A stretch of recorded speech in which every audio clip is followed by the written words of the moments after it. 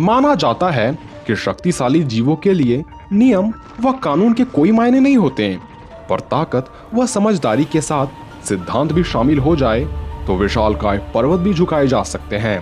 शायद यही वजह रही होगी कि थैनोस ने आधी दुनिया मिटा दी, सिद्धांतों को न मानने वाला शक्तिशाली हल्क को पल भर में पराजित कर दिया तथा पूरे एवेंजर्स टीम को अकेले ही धो दिया। वह सिद्धांतों का एक और सबसे बड़ा पुजारी है क्रेटोस, जिसके सिद्धांत बताते हैं कि सिर्फ देवताओं का ही संहार करो, और इसी सिद्धांत के पथ पर चलकर क्रेटोस शक्तिशाली गॉड जियोस तक को मार देता है।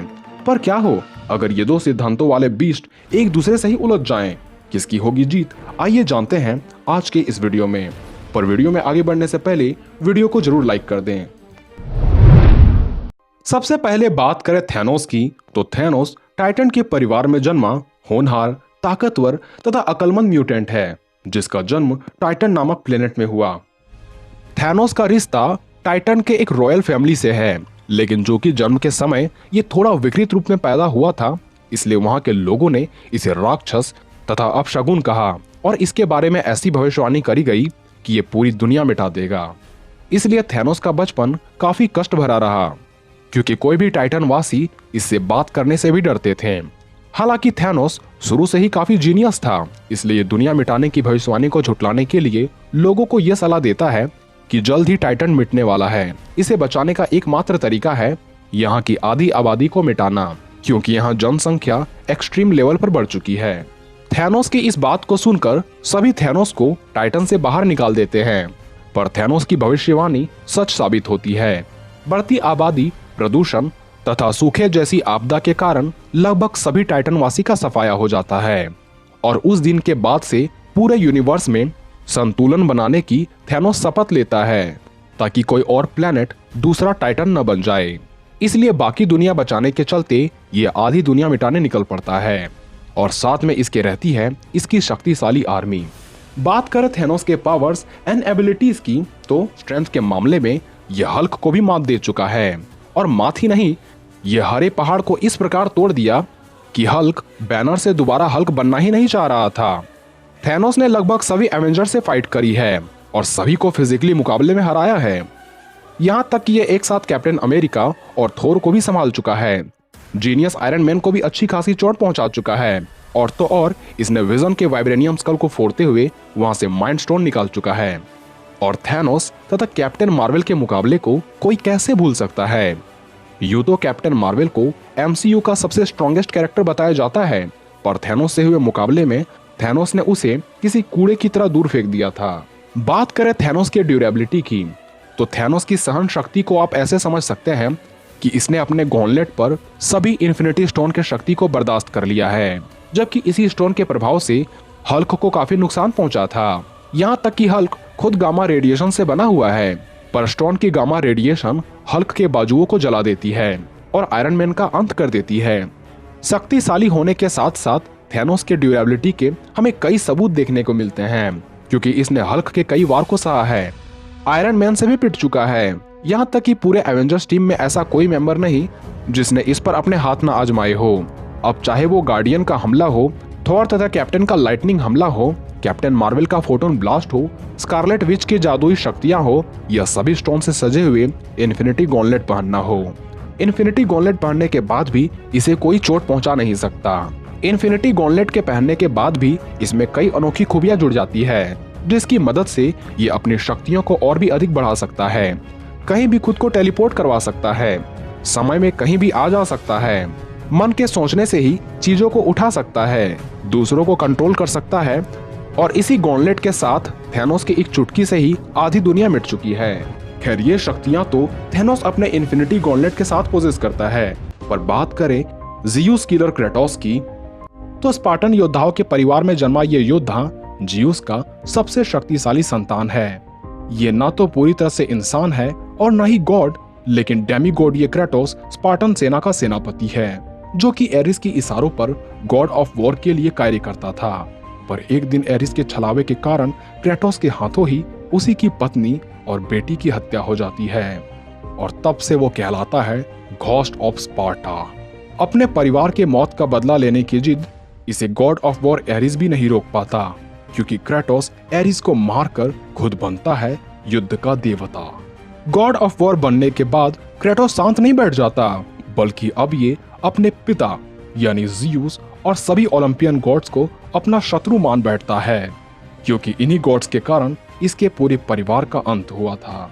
इसलिए बदला लेने की चाह इसे मिडगार्ड तक पहुंचा देती है और वहां मौजूद नॉर्स देवताओं के लहू से ये स्नान करता है। अगर आप अभी भी इसे कोई आम इंसान सोच रहे हैं तो आइए आपको इसके शक्तियों की कुछ झलक दिखलाता हूँ। कहा जाता है कि king of the Titan Kronos का सामना खुद ज़ियुस भी करने से डरते थे, क्योंकि एक 60,000 फीट लंबे और 70 लाख पाउंड वाले राक्षस से भला कौन उलझना चाहेगा। पर इस विशालकाय दानव के सामने जाकर भी क्रेटोस के चेहरे पर एक शिकन तक देखने को नहीं मिलती। यहाँ तक कि क्रोनोस अपने अंगुलियों से क्रेटोस को मसलना भी चाहता है, पर क्रेटोस उस भारी भरकम जीव का पूरी ताकत से विरोध करता है। और क्रेटोस ऐसी ताकत सिर्फ एक बार नहीं दिखलाता, बल्कि जब क्रोनोस के समान ताकतवर एक गॉड एटलस, जो कि अपने कंधों पर पूरे आसमान को थामे हुए है, उसके सामने भी क्रेटोस ठीक उसी प्रकार अपनी ताकत दिखाता है जिस प्रकार इसने क्रोनोस के सामने अपनी शक्ति का प्रदर्शन किया था। यहाँ तक कि नॉर्स गॉड बाल्डर, जिसे काफी शक्तिशाली गॉड माना जाता है, वो भी क्रेटोस की क्रोध की अग्नि को सह नहीं पाता। और अगर बाल्डर की ताकत को आप समझना चाहते हैं तो इतना जान लें कि इसने वर्ल्ड सर्पेंट को भी मार गिराया है, लेकिन फिर भी ये क्रेटोस के सामने मौत की भीख भी नहीं मांग पाता। यहाँ तक कि तूफान का देवता थॉर, जिसने वर्ल्ड सर्पेंट को कुछ ही घूंसों में तारे दिखला दिए थे, उसके सामने भी क्रेटोस तूफान बनकर खड़ा हो जाता है और थॉर की बुरी हालत कर देता है। ताकतवर होने के साथ साथ इसकी ड्यूरेबिलिटी भी गॉड लेवल की होती है, तभी तो ज़ियुस का खतरनाक थंडरबोल्ट भी क्रेटोस का बाल भी बांका नहीं कर पाता। जबकि ज़ियुस की बिजली इतनी शक्तिशाली होती है जो पर्वत को भी पल भर में तोड़ दे। यहाँ तक कि इसकी बिजली को गाया भी नहीं झेल पाया था। क्रेटोस बिजली के साथ ज्वालामुखी के आग को भी सह चुका है। क्रेटोस ने हरक्यूलिस के कई मुक्कों को भी सहा है, जबकि हरक्यूलिस को शक्ति का देवता माना जाता है और इसके मुक्के से धरती के भी टुकड़े हो जाएं। और न जाने इसने कई गॉड्स के अटैक्स को सहने के बाद भी हमेशा निडर खड़ा रहा। क्रेटोस की स्टैमिना के बारे में ज्यादा कुछ बताने की जरूरत नहीं है, क्योंकि ये गॉड के साथ हुई लड़ाई में भी गॉड्स को हारने पर मजबूर कर देता है, अब उसमें चाहे वक्त कितना भी क्यों ना लग जाए। अगर बात करें क्रेटोस की रफ्तार की, तो पहले इसकी रफ्तार सामान्य से इंसान की तरह थी, लेकिन जब ये गॉड ऑफ मैसेंजर हर्मीस को हराया था, तब क्रेटोस उसके जूते पहनकर लाइट की स्पीड से भी ट्रेवल कर सकता है। यानी दोनों में कोई किसी से कम नहीं है। पर क्रेटोस के पास यदि सारे वेपन्स जैसे कि golden fleece, blade of Olympus, close of Hades तथा ब्लेड ऑफ केओस हो, तब तो क्रेटोस को हरा पाना काफी मुश्किल हो जाता है। यहाँ तक कि थेनोस के पास यदि सारे इन्फिनिटी स्टोन्स हो, तब भी ये क्रेटोस को आसानी से नहीं हरा पाएगा, क्योंकि क्रेटोस का गोल्डन फ्लीस लगभग हर एक अटैक को रिफ्लेक्ट कर सकता है। जैसा कि ज़ियुस ने क्रेटोस के खिलाफ जब ब्लेड ऑफ ओलंपस का इस्तेमाल किया था, तब गोल्डन फ्लीस पर एक खरोच तक नहीं आई थी, जबकि ब्लेड ऑफ ओलंपस एक ऐसा हथियार है जिसने पूरे ओलंपस को बर्बाद कर दिया था। क्रेटोस के पास हर्मीस के जूते हैं, जिसकी मदद से यह इतनी तेज मूवमेंट कर सकता है जिसे कोई देख भी नहीं सकता। यानी हर्मीस के जूते की वजह से हो सकता है कि ये थेनोस के हर एक मिस्टिकल हमले को डॉज कर सके, सिर्फ रियलिटी और टाइम स्टोन को छोड़कर। यहाँ तक कि क्रेटोस के पास मेड्यूसा का कटा हुआ सिर भी है, जिसके आंखों को एक बार थेनोस देख ले तो बैटल वहीं समाप्त हो जाएगी, क्योंकि मेड्यूसा के आंखों को देखते ही थेनोस पत्थर का बन जाएगा। यानी क्रेटोस के पास भी उसके सारे वेपन्स हो तो इसकी संभावना काफी हद तक बढ़ जाती है कि इन्फिनिटी स्टोन वाले थेनोस को भी क्रेटोस हरा सकता है। मगर थेनोस रियलिटी और टाइम स्टोन्स के साथ बाकी सभी स्टोन का एक साथ क्रेटोस के खिलाफ इस्तेमाल करे तो इस परिस्थिति में थेनोस के भी जीतने के चांसेस काफी हद तक बढ़ जाते हैं।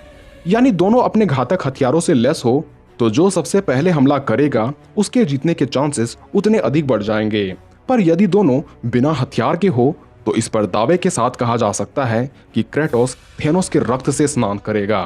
खैर, इस पर आपकी राय अलग हो सकती है, जिसे आप कमेंट बॉक्स में लिख सकते हो। तो आज के लिए बस इतना ही, मिलते हैं अगले वीडियो में।